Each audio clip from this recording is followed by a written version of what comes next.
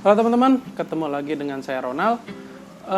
Hari ini aku mau cerita-cerita sedikit lagi mengenai pengalaman yang sekarang sedang aku alami gitu ya, dimana aku baru akan membeli kamera untuk backupnya kamera utamaku. Yuk kita langsung lihat aja sama-sama. Oke teman-teman, jadi aku baru aja ada kedatangan satu orang yang akan menjadi editorku, membantu aku di editing ya. Karena aku juga ada channel yang satu lagi gitu ya. Kalau kalian belum tahu, aku punya channel YouTube satu lagi namanya channel Tukang Emas, di mana channel itu membahas lebih banyak mengenai investasi emas, perhiasan emas dan lain sebagainya.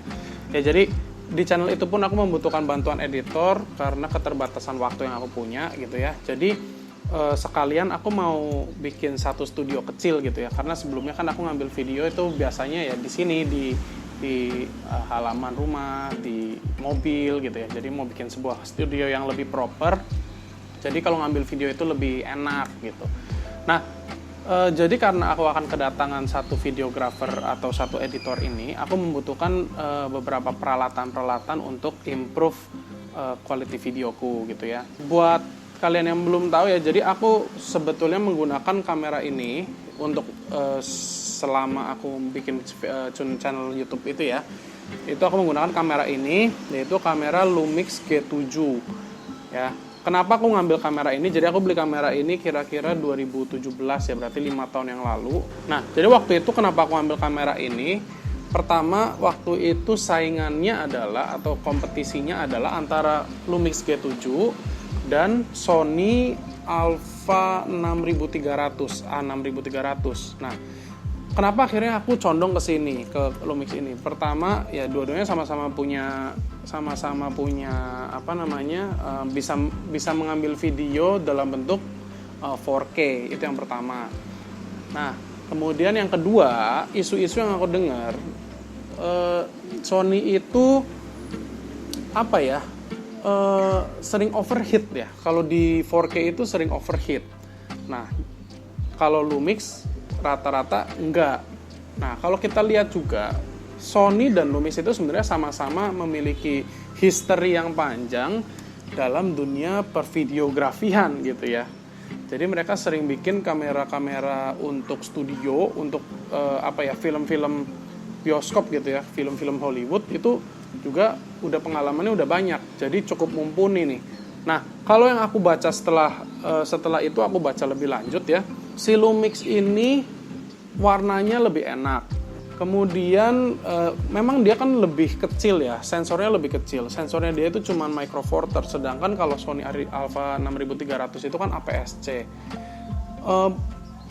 Jujur pada saat itu aku nggak pernah punya pengalaman pakai micro four thirds sih, jadi aku nggak terlalu banyak ngerti gitu ya antara kelebihannya, kekurangannya dan lain sebagainya ya. Tapi anyway, aku akhirnya mengambil keputusan untuk mengambil kamera ini karena waktu itu harganya juga terpautnya lumayan jauh gitu ya, dimana G7 ini kalau nggak salah sih waktu itu 7.900.000 ya kalau aku nggak salah, dan Alpha 6300 itu semurah-murahnya kisaran 13 juta.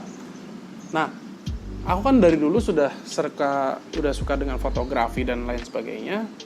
Jadi aku ngerti nih kalau misalkan kita beli satu kamera, nggak mungkin kita nggak bakal beli aksesoris lainnya. Jadi aku pikir dengan sisa budget yang 6 juta itu aku bisa beli hal-hal lainnya. Ya, dan kemudian ternyata terbukti bener gitu ya. Setelah aku beli ini, aku beli lensa satu lagi untuk kebutuhan lainnya. Ya, aku beli lensa Panasonic 30mm f2.8.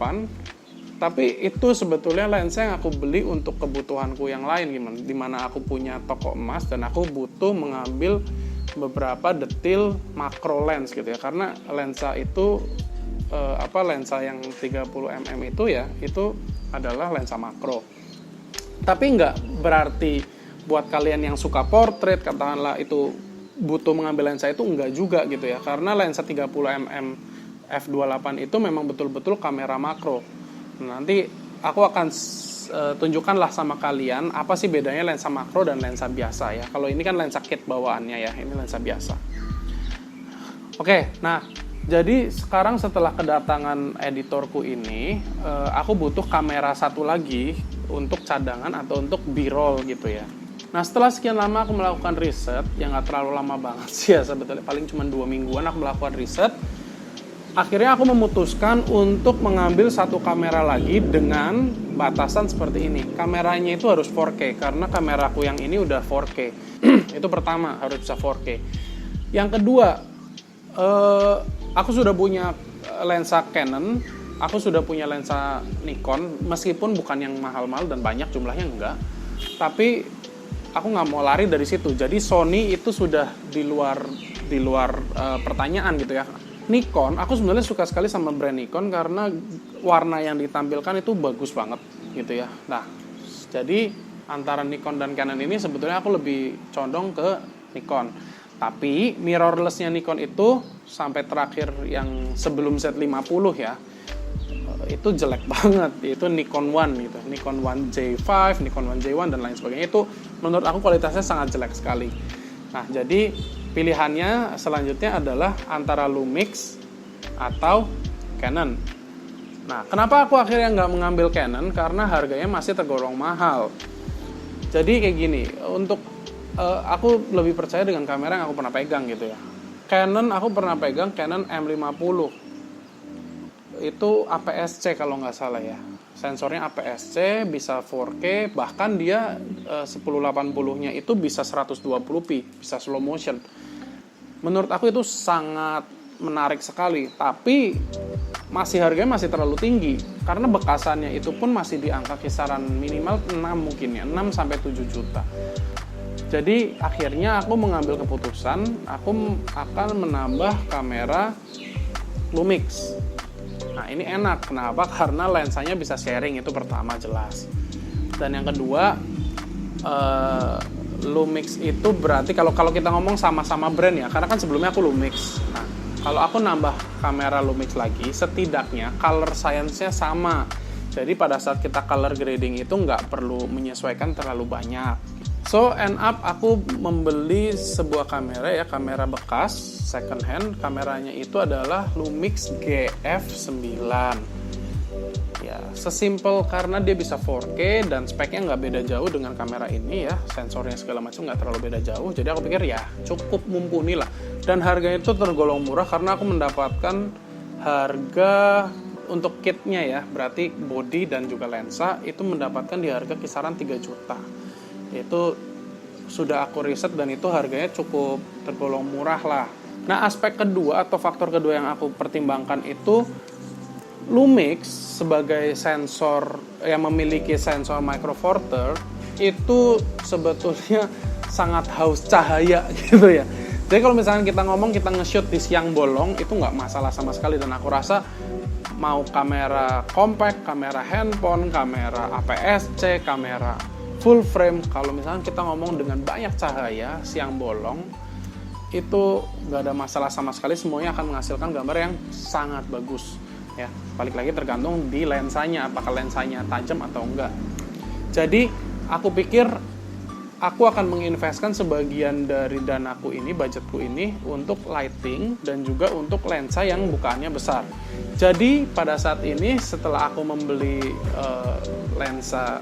membeli body yang GF9 itu, aku lanjut membeli lensa ya, yang bukannya besar. Nah, lensa yang bukan besar ini kita sesuaikan dengan kebutuhan kita juga ya. Dan aku juga udah ngobrol sama editorku. Kalau misalnya kamu mendapatkan lensa yang bukannya besar tapi lensanya manual, gimana? Oh, enggak masalah karena videografi lebih enak menggunakan kamera lensa yang manual gitu. Aku juga mengalami hal yang sama sih.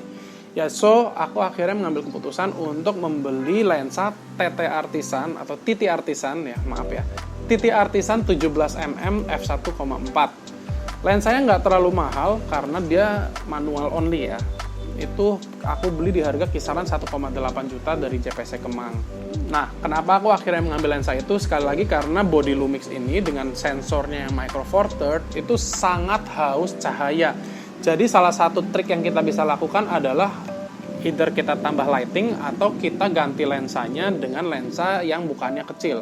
lensa bukannya kecil itu ya katakanlah f-nya di bawah 2,8. Nah, hal terakhir yang aku investasikan saat ini yaitu aku membeli lighting studio. Tadinya mau beli Godok SL60W, tapi aku rasa untuk sekarang belum perlu. Kita masih bisa budgetnya hanya untuk yang yang budget yang video ya, lighting video yang bisa dibilang untuk startup studio gitu ya, beginner. Ya aku rasa nggak terlalu masalah, tinggal nanti kita mainkan di bohlamnya aja.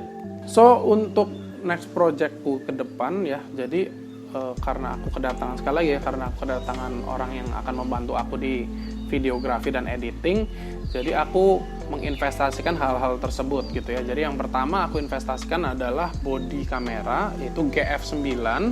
Yang kedua aku investasikan tambahan itu adalah lensa dengan bukaan besar, yang akhirnya aku mengambil keputusan TT Artisan 17mm f1,4.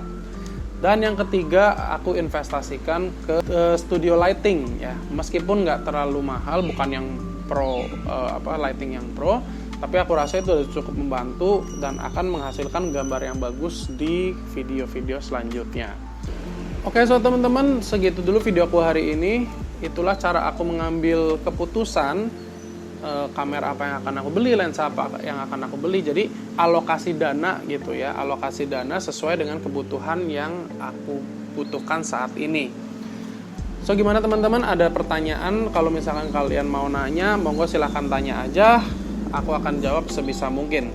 Oke, so segitu dulu teman-teman. Saya Ronald, undur diri. Bye-bye.